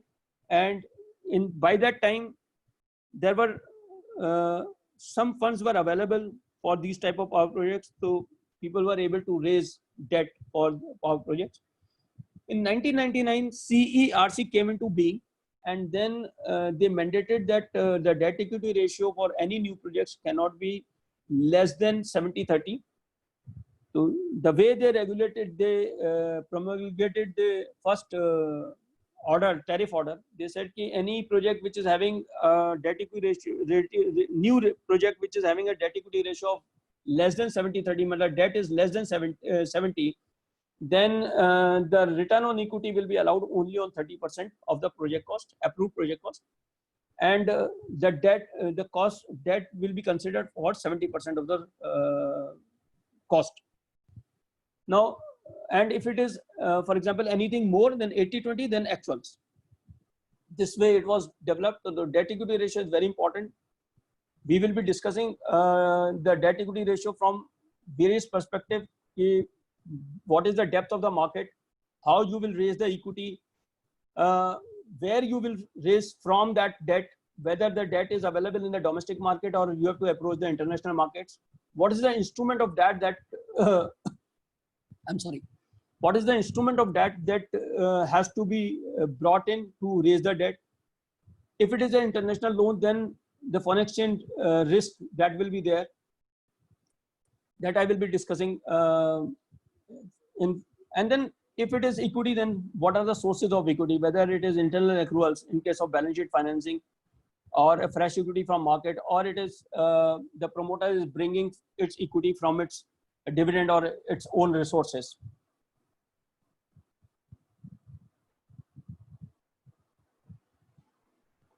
As I told you, up to traditionally it was 1:1, but considering the limitation of private capital, because now the private players are free to set up a power project and there is no need for any license. This is very important to understand that for setting up power project, you don't need any license or any approval other than the normal approvals, the environment approval, the approval of pollution control boards, the approval for AAI for the height of the chimney, etc., etc. Other than that, no license is required for setting up a power project. Now the entire Delhi was closed due to that only. Badarpur. Pardon? Delhi plant was closed due to all these reasons, licensing and all. Badarpur. No, it was not due to license. It was basically pollution. Yeah, exactly. What I'll just, because I was in Badarpur, I can tell you some history. It was set up in 1968. The plant, the first unit was in 68. It was operating from 68 to almost, you can say 2000, I think 12 or 14 or 15. So you can see the amount 32 plus 15, 47 years the plant was running. That particular unit I'm saying was running for 47 years. Okay, so definitely the technology at that time was of the technology of disposing ash or controlling the flue gases was old, though there was some lot of re-engineering was done. Even then it was not sufficient, and the ash was actually coming out of the flue and was spreading over something like 25 kilometers radius of the plant. And in the morning, a lot of people could see the ash on the rooftops. So that was one of the major reasons for closing this power plant at Badarpur. So because the private capital is less, equity was less, higher debt equity ratios was allowed to get leveraged, and 80-20 is practically a norm today for any power plant. I have seen, I think only one case I have seen a 90-10, but I just don't remember if there are plants with higher debt equity ratio is 4:1. Now, what is optimal? Optimal is, again, as I told you, it will depend upon the debt service capability, then the depth of the loan market, what are the exposure norms, what is the cost of borrowed capital compared to the cost of equity, and how much internal resource generation or the equity capital that can be raised.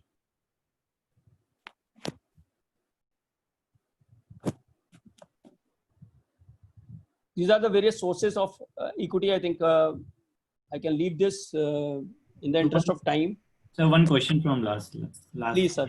Yes, bataiye, sir. Is the average DSCR in power projects accepted by bank? Average DSCR in a power project normally comes to 1.25 because during the loan tenor, because we are although the problem that I'm Manishji, I would like to share with you is very typical. The plants are operative for example, 25 years. Okay. The ALM of any bank or normally a financial institution allows loan up to 12-13 years. Correct.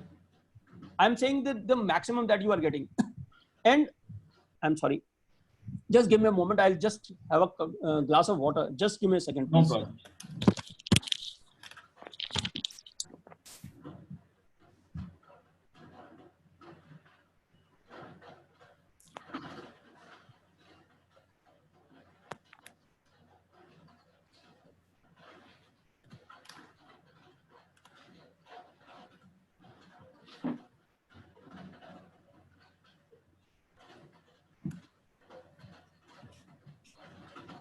I'm sorry. So, see, in our case, particularly in the context of India that we are talking, we don't get loans beyond 12, 13 years. I'm not seeking some typical cases where the funding has been done by World Bank or JBIC or these development agencies, where they have actually given loans for even 25 years. I am having an example of loan of 30 years by JBIC of a power project. I'll not discuss the exceptions to it, but normally you will get 12 to 13 years of loan. Now, the way regulation allows is in 13 years, you have to get depreciation. 70% of the depreciation comes in 13 years. The way it is regulated, I'm telling you. What happens? So 70%, if we divide by 13, so it comes to something like 5.52%. I will check, but it is around 5%. Okay. Now, that amount of loan has to be is considered for repayment. So the debt equity ratio, the DSCR typically comes to 1.2, 1.25 max that you will be getting on an average. Okay. For power plants. But if, for example, I will again give you like to share some very good case which I have seen. As I was telling you, I appraised one of the power plants in Australia where the loans were given for 5 years, but they clearly mentioned that the repayment was coming at 1%, 1.5%, 1%, 2% in 4 years, and the balance 94-25% in the 5th year. But there the market is so developed that you can refinance by the same lenders. They will refinance again for 5 years. Then again the repayment will be 1 year 1%, 2%, 3%. Again it will be 94 or 85% in the 5th year. So they are developed markets where you can refinance the same loan over a period of time so that it matches with your cash flows. Here the markets are, one is regulated. They are not allowing such refinancing. And availability of debt, long-term debt is not is very, very scarce. So that is why the DSCRs are low. Okay. Thank you, sir. These are some sources of equity. Promoters can bring from their own sources: IPO, FPO, private placements, venture capital, private equity is there. Then internal resource generation, particularly I can tell you when it is a balance sheet financing or it's an expansion of the existing project, it is coming by the same promoter. If it is an expansion, then, and if it is allowed by the financer of the first project, then you can always generate resources from the first project and fund the second unit or the expansion, the brownfield project.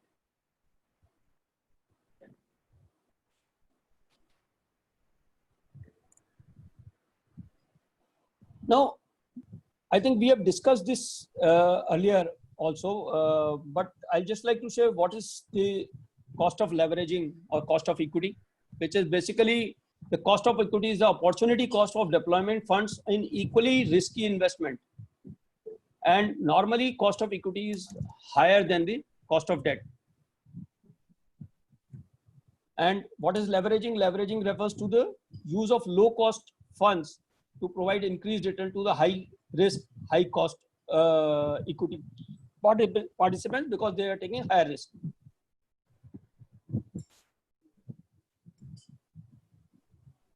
Now, if you wish, I can cover, there are a lot of things which are their sources of debt, and I have compared various instruments then international finance, I've covered into it. I've covered rating. Chandi sir, if you wish, I can cover, otherwise. Sir इसके बाद और मतलब कितना time लग जाएगा उसको cover करने में? मैम मतलब मान के चलिए करीब 1 घंटा लगेगा, 1-1.25 घंटा लगेगा. तो इसको हम नेक्स्ट क्लास में कंटिन्यू करें क्या? कैसे करना हाँ, है? यही मैं पूछ रहा था कि then we can cover, we can restrict ourselves to this, and I can cover. Give me a second, I'll cover limited portion.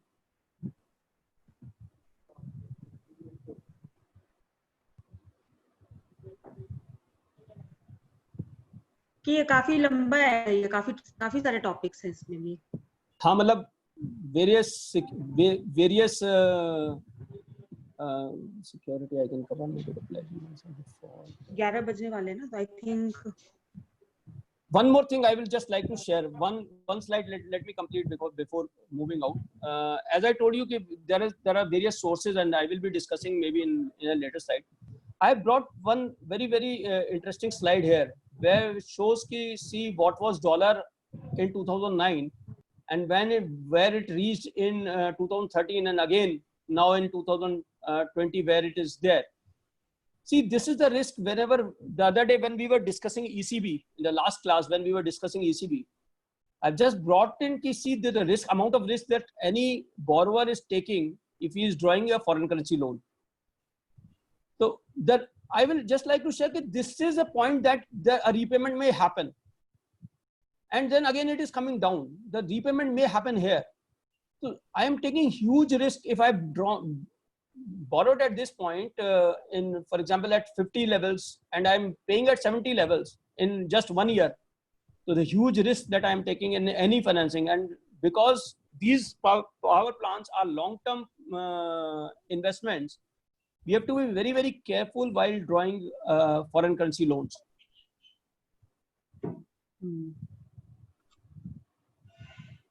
I've given you example also here where I'm putting up a project cost of 1,000. The debt was 700 at the rate of $35 per USD I have taken. So hence I have drawn $20, and a 5-year bullet payment is due. And when it is due, it is a 45 rupees per dollar.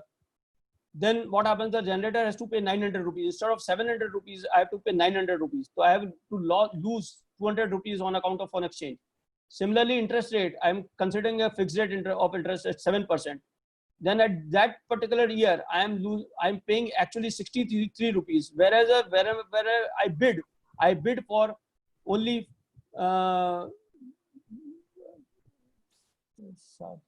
49 rupees. So I'm losing on interest side also. I'm losing 14 rupees. It's a huge cost for any power project, considering the huge investment that I'm taking. I think less we can cover in the.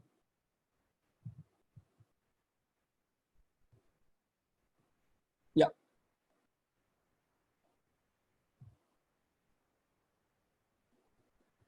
Thank you. If I think it's a large, there are other topics I have covered into this financing itself, but we can discuss it later. If there are any questions, I'm willing to answer. If there are, please.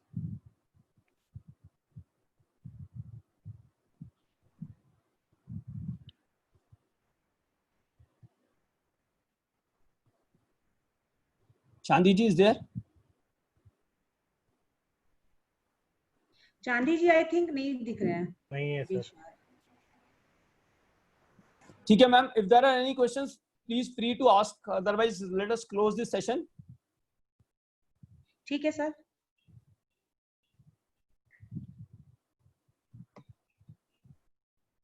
Sudarshan भैया हैं क्या? सुदर्शन तो है sir. Sudarshan भी लग रहा नहीं है क्या? नहीं है. चलिए मैम, आप ठीक है ma'am. I think friends, let us close this session, and then I will discuss कर लेते हैं कि कैसे एग्जाम्स का और क्वेश्चंस वगैरह का. क्वेश्चंस कौन बनाएंगे? क्वेश्चंस मेरे को बताइए कौन ऑफर करेगा आज क्वेश्चंस अपने. आज only gents. Last time it was only ladies. Yes. Let us have gents only. तो आशीष बॉम्बे से. Dinesh ji, would you like to join? Dinesh ji को बोल सकते हैं. क्या Sunil ji? Dinesh ji, would you like to contribute to the questions? कल तक दूंगा फिर. हाँ नहीं, कोई बात नहीं, आप कल तक दीजिएगा. ओके. दिनेश जी का लिख लीजिए. दिनेश जी, लेकिन कल आप याद रखिए, कल आपकी शायद कल है ना वो COC मीटिंग है, इसलिए मैं बोला था कल शाम तक दूंगा मैं आपको. अगर हाँ ठीक है, फिर ठीक है, मतलब उस हिसाब से देख लीजिएगा. कल COC है. Somebody is typing. Are there any questions which are raised? There are certain questions. Sagar ji has questioned, is there any fixed rate or transfer cost for power generated by solar plants? Any difference per unit charge or rural or urban? Sagar ji, if you are there, I can answer this question. There is a question from Sagar ji. Is there any fixed rate or transfer cost for power generated by solar power plants? Fixed rate means, see again, if it is a normally we enter into a PPA with the state governments or the distribution companies at which the power is being sold. If it is on the grid base, if I am putting up a power project for my house or my factory or my establishment only, even then I get some credit from the government. But in this case, whatever PPA is there, I'm selling the power at that particular PPA, whether it is a solar plant or any plant for that matter. As far as rural or urban power is concerned, yes, because there are regulatory commissions, state regulatory commissions, they have, and the governments are intervening into it. So sometimes governments allow some subsidies to rural supply of power. And they are subsidized. There is a difference, and even there is a difference between the domestic consumer and the industrial consumer. The charges are different. You may see any invoice, any bill. If you go see your invoice of Haryana, Dakshin Haryana Bijli Vitran Nigam, or maybe your Tata Power, or in Delhi your Discoms. You'll see the rates are given on the back. Different rates are given. There are different consumers, different capacity with the same consumers with different capacity. The charges are different. For last slide, does it mean NCBs, national competitive bidding, are not allowed for participants or turnkey? No, it is not that way. I am saying the international competitive bidding is preferred. It is preferred to discover a price, because if you have to bring large, very small EPC players, see, large EPC players are available in international market. It is always better to discover a better price through international competitive bidding. So you can always go for domestic competitive biddings for any projects. So there is no bar on that. I think these are the two questions into this. Is there?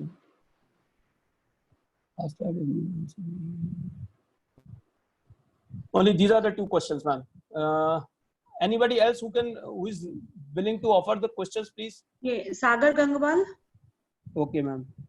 Sagar hai? Sagar ji. Yes, ma'am. I'm there. Sir, request you to kindly contribute to questions. Sure, I'll do it. ठीक है. और अभिषेक Rungta.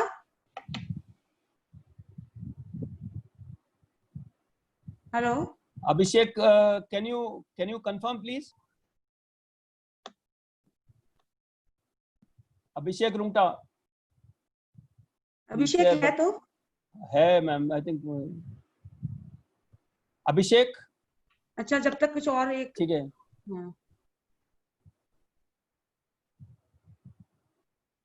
Manish ji, would you be kind enough, Manish Joshi ji? ठीक है sir.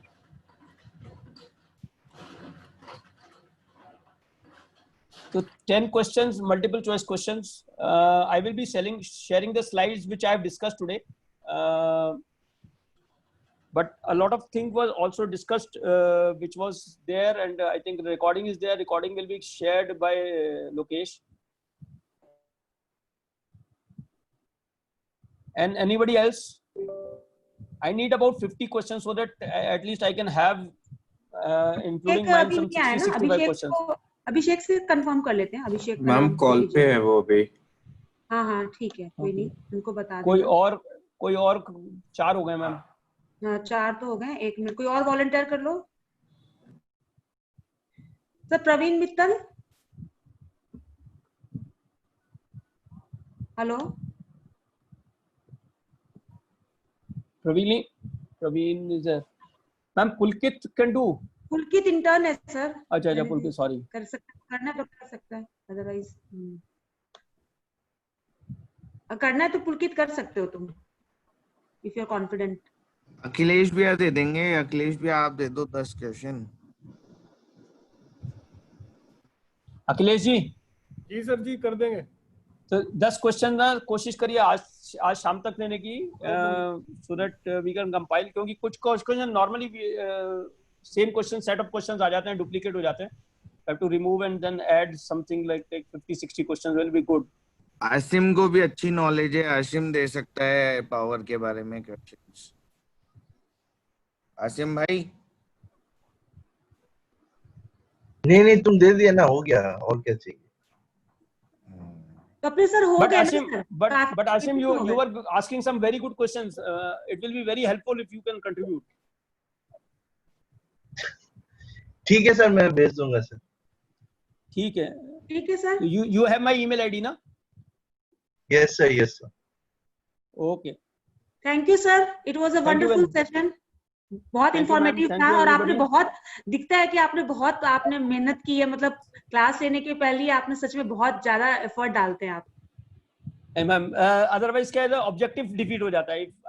मतलब यदि नहीं आप करते हैं तो then you are actually losing the very purpose. The purpose is not just taking a class. मतलब एक्स्ट्रा माइल जाके मतलब इतनी ज्यादा एफर्ट करके आपने बहुत अच्छे से स्लाइड्स वगैरह सारा प्रेजेंट करके, क्योंकि उसमें अभी जैसे था ना, मेरा पर्पस एक और था आगे, जो कि मैं फाइनेंसिंग के लिए, तो रेगुलेटरी कंस्ट्रेंट्स क्या है, या डिफरेंट प्रोडक्ट्स में मैं I have tried to bring out the what are the challenges in different products, international product, domestic products, what are the things that we require, that we will discuss in some time later. Yes. And so the topic was very different. I think very नया topic था ये. चलिए, if I be able to contribute to your knowledge, I think I will be thankful, and my very objective will be served. Thank you very much. Thank you Sunil ji. Thank you sir. Thank you sir.